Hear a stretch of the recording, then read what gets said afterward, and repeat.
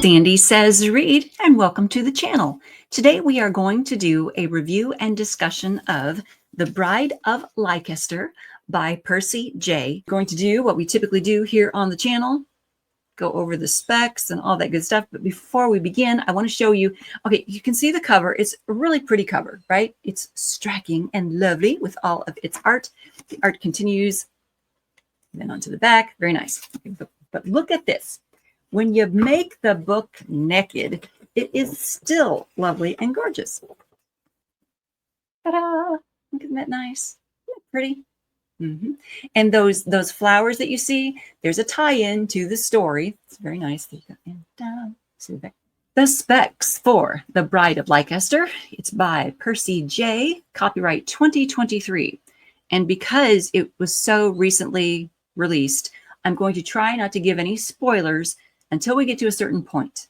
At a certain point in the video, there will be some spoilers, and I will let you know before that happens. Okay, I will make it very clear that we're entering spoiler territory so that you guys can either mute or step away from the video. All right. Okay. It is published by Fable House Press. This particular version is 371 pages. It's written in first-person point of view. You know my opinion of that, but it's in past tense, which is very nice. Okay. The first person point of view, I was so disappointed because, you guys, it was unfortunate because there were elements of the story that I think could have been developed more if we could have gone to another character, if we could have gone to another place, like another setting, and seen another character's point of view. There were a couple times when I wished, oh, hey, I wish we could have gone to Brietta's and seen what was going on with her. I wish we could have gone there and, yeah, but we couldn't because we were stuck in Seraphina's point of view. And we'll talk about her in a second. Okay, let me read the back cover. Hold on. Let me read the back cover for you guys. Lies flew off my tongue like notes to a song, and I could play the strings of someone's heart like a harp. But that did not mean I would not be a satisfactory bride. I was a Ravenwood.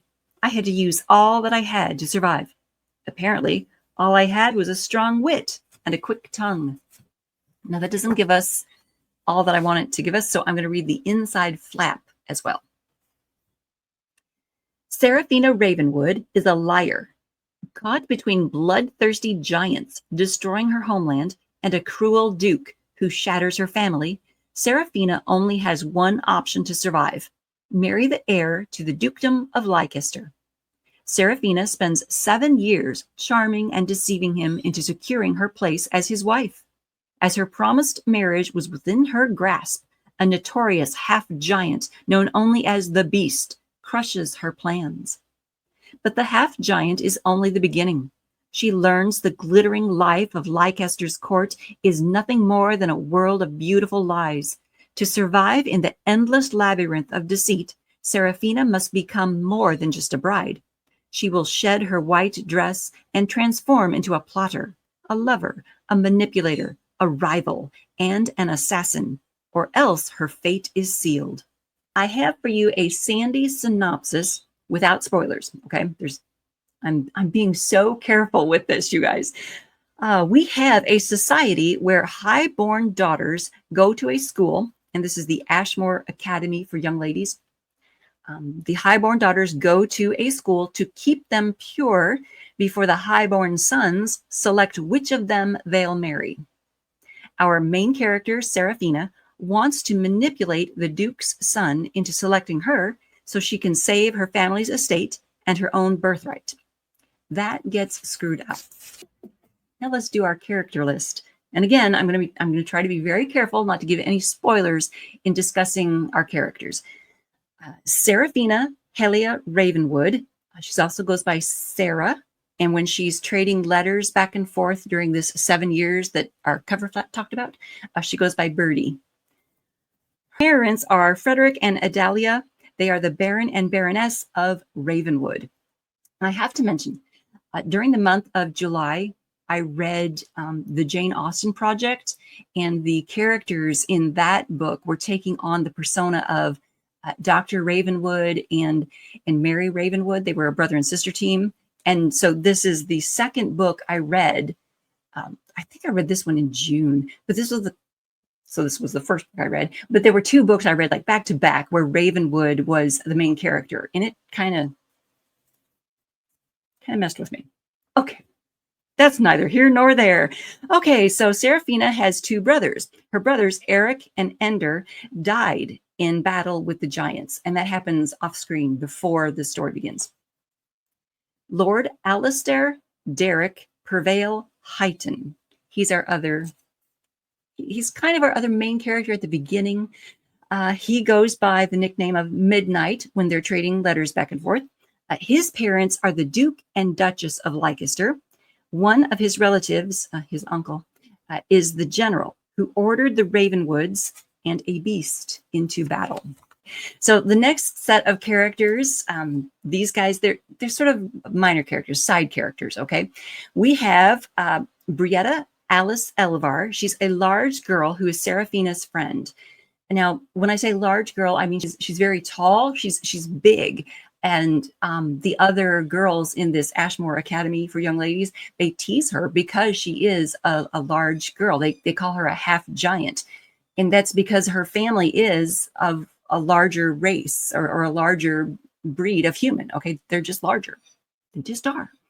The next character is Annalisa Heighton. She is Derek's twin sister. Derek, the Duke's son. So Annalisa is the Duke's daughter. Next, we have Freyle. I don't know how to pronounce her name, but this is a sorceress. She is the great sorceress of Nordengard. And we're going to go to page 30 to hear what she has to say. When Freyle, when the sorceress comes to the academy, she is basically assessing each of the young ladies who is about to graduate. These young ladies, they are of age to be presented for marriage. So she's telling them what their skill is, what they bring to a marriage, and whether or not they are satisfactory brides for marriage.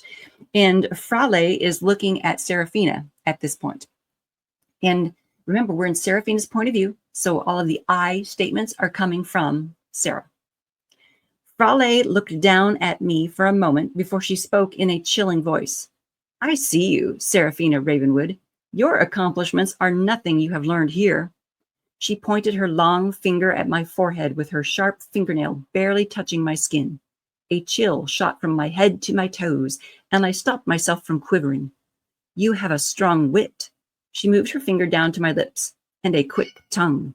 She removed her finger from my lips and placed her hands behind her back. You are manipulative and an excellent liar. Moving on to General Heighton. He is the Duke's brother, so he's Derek's uncle, and he is representing a suitor at this selection of brides that's coming up. Then we have Sir Rian Bloodstone. He's the hero of Lycaster, and he's also known as the Beast. He is also one of these large people. He's considered a half giant. He's just that huge. And they call him the Beast because he's so big and because he is able to rip apart the giants in battle.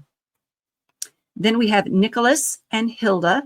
They are Rian's grandparents. So Nicholas and Hilda Bloodstone, they're not his parents, they're his grandparents. Then we have Astrid, who is Rian's mother. And she is basically, I don't want to call her psychotic, but she is mentally unwell. When Rian was born, she was already unwell. She was becoming unwell. So she has never, been able to help or take care of Rian. Therefore, the grandparents have always done so. Now, I am going to, I'm going to talk a little bit about Seraphina without giving things away, and then we'll get into spoiler territory. So let's go ahead and talk about part of the world building with Seraphina. There is this blood magic that takes place, or that needs to take place, after the highborn sons choose their highborn female to be their wife. Okay, the sorceress from the north, the one whose name I can't pronounce, Frale, performs a ceremony with each of the couples. Like all the couples stand in a circle around her, and she performs a ceremony with them and has them drink this like blood mixture. And the blood mixture with her sorcery causes each couple to bond. It's a partial bond at first, and after they consummate their marriage, it will be a full, total, complete bond. They will be bonded to one another. Everyone in the society who has gone through this becomes bonded. The senior bloodstones, both Nicholas and Hilda, they are bonded through this blood magic. So if something happens to Nicholas, it will also happen to Hilda. If something happens to Hilda, it will also happen to Nicholas. This same thing took place with the Duke and his wife. If something happens to the Duke's wife, it will also happen to the Duke. So if someone murders the Duke, they will also murder the wife. Does this make sense? Okay, so there's this blood magic bond that happens in the world building that Percy has put together. So when the selection of brides happens and our main character, Seraphina, is selected, she is now bound to a groom, a husband. Okay. Let's move on. What else can I say without giving stuff away? I think, you guys, I think that Seraphina is an unreliable narrator. I'm going to tell you a little bit why I think so, and then we're going to go into spoiler territory. So let me tell you why I think so. Okay, we're being told on the back cover of the novel, when we meet Frale, the sorceress, we're told Seraphina is a liar. She's not reliable. Okay, she's a liar. She's manipulative. In the very first part of the book, and I'll go ahead and tell you this part. In the very first part of the book, she meets the Duke's son. She meets Derek, and she's like, "Oh, I need to manipulate him to fall in love with me so that I can marry him." Okay, we're told that sort of thing on the front cover flap, right? The inside front cover flap. We're told she's going to manipulate this guy into falling in love with her so that she can, secure her birthright. So you can secure the Ravenwood future, right? Okay, so she wants to manipulate him. This is her character. And I don't think that makes a reliable narrator for our story. And that's going to matter as we dive into a little bit of discussion that is going to give some spoilers. So here, you guys, is where you might want to turn away. If you have not already read The Bride of Lycaster by Percy J, then now is when you might want to look away from the video, go ahead and click out, go ahead and give it a thumbs up for all of the fabulous discussion we've had so far. Thank you for tuning in. Please subscribe to the channel, and I welcome you to come to the next video. But now, for those of you sticking around, let's dive into pages 138 and 139. Where I'm going to share with you a little bit more of the discourse, a little bit more of the author's writing style, as we do here in these videos. And we're going to look at Seraphina being kind of awful, okay? Because after this, later in the story, she comes to realize she was kind of awful here. And I think we see in this example, I think we see how she's an unreliable narrator here. Okay. All right. So here's what we're going to be talking about. In this section that I'm going to read for you, the selection of brides has happened. And as was hinted on the inside front cover flap, the wrong person chose Seraphina. Derek was forced, therefore, to choose someone else as his bride. And the person he chose was Brietta, who we talked about is Seraphina's friend. So Derek and Brietta are going to have to consummate their marriage. But they thought, well, no, if we don't consummate our marriage in time, then Derek can go ahead and claim Seraphina later. And that'll be awesome and great for her and him. Okay, that's their plan. The plan doesn't go as planned. And Derek and Brietta end up consummating their marriage in a kind of public way.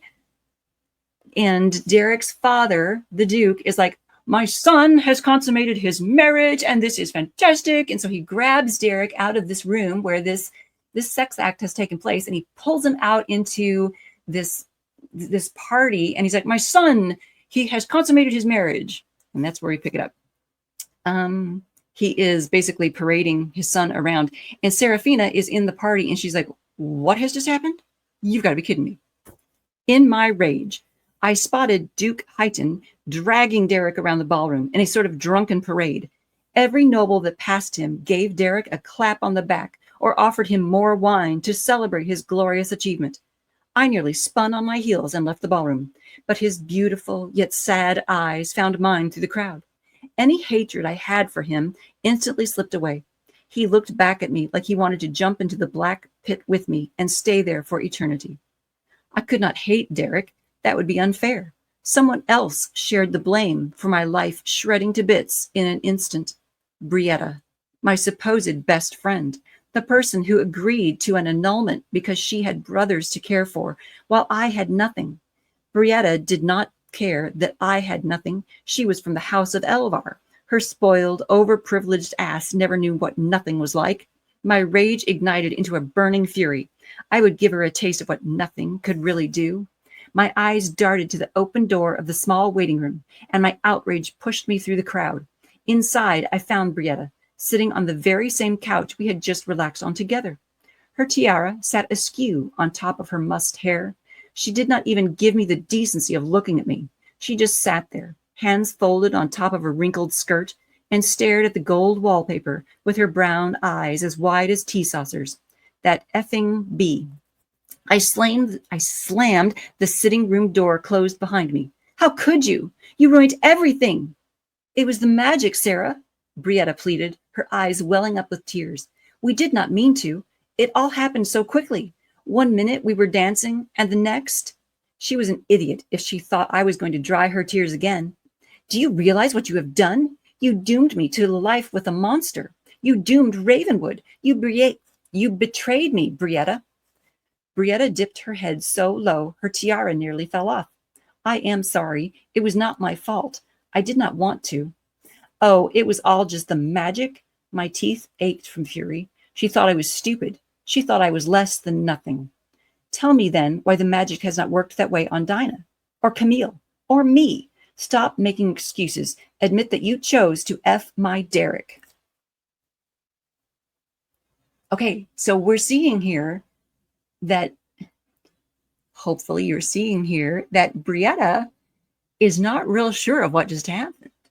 Brietta and Derek are victims of this magic. They are victims of a situation. Brietta especially is a victim of what has just happened.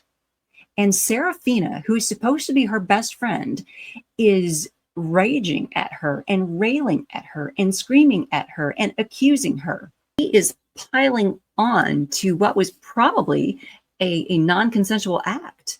Okay, I'm disgusted with Serafina at this point. She's reprehensible to me at this point. Now, we do see her later in the book receiving a letter from Brietta, and she's upset by that letter, but she starts to understand, hey, the stuff happening back there at the dukedom, back there at the Duke's establishment, back there at his castle, is not great. And maybe I was in the wrong to just assume things. And we see her start to figure out, hey, my narcissism might not be fantastic. So we do start to see her learning. Maybe she's going through a bit of an arc where she's figuring out, hey, not everything is always about me. We do start to see that toward the end of the book, I guess. We start to see she's not as reprehensible. That leads me to think that in the early parts of the book, she's not a reliable narrator. She's an unreliable narrator. When we're seeing her be so vicious toward Brietta, we are seeing things through her eyes, but her eyes are seeing horribleness.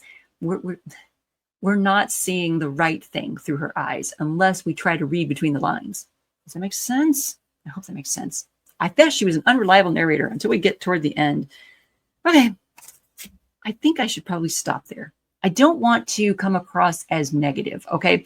Yes, I found the main character to be difficult to enjoy, okay? But the book overall was, it was, the world building was good, okay? The world building was put together very well. I mean, the blood magic made sense. And because of the blood magic bonding those characters, the characters had to behave certain ways. The blood magic set up conflicts that had to be resolved certain ways. Okay, so the world building was very good. I just didn't care for the main character. Now, another thing I want to mention, in the beginning of the book, in the very first, in the front matter, Percy does give us a list of like trigger warnings and things to watch out for. But she says this story contains dark fantasy themes and is not recommended for readers under age 18. Although the content is written to uplift and empower survivors of mental illnesses and abuse, reader discretion is advised. And then there's your list of trigger warnings. She says it is not for readers under the age of 18. Yet quite a lot of the storytelling in the beginning especially felt like it had young adult themes to it. The early part of it, and maybe that's because the main character and her friends were young ladies at this academy for young ladies, right? So the worries about, am I going to be a satisfactory bride, and the worries of what dress am I going to wear, and people making a dress for Brietta because she wasn't originally going to be graduating the same year as everyone else. I mean, the focus on making dresses was very young adult in its feeling. But then we started focusing quite a lot on, okay, sex has to happen. How is that going to happen? When is that going to happen? And sex became quite the overarching theme of the novel for quite the rest of it. That makes sense. Okay, so is that confusing? I think that even though there are these ideas that are very young adult in feel and thought in the beginning, those do slide away. And that over 18 concept really drives home for the rest of the book, is what I'm trying to say. Yes, it is an over 18 novel. So you guys, The Bride of Lycaster by Percy J is definitely an adult themed novel. Once you get past these academy for young ladies, once you get past that, yes, definitely an adult themed novel. Okay, you guys, thumbs up for supporting indie authors, especially after negative events have screwed with their careers. I think that's all I have. I want to thank you for subscribing to the channel. Thank you for checking out all the information that I'm going to cram into the info box below, and I will see you in the next one.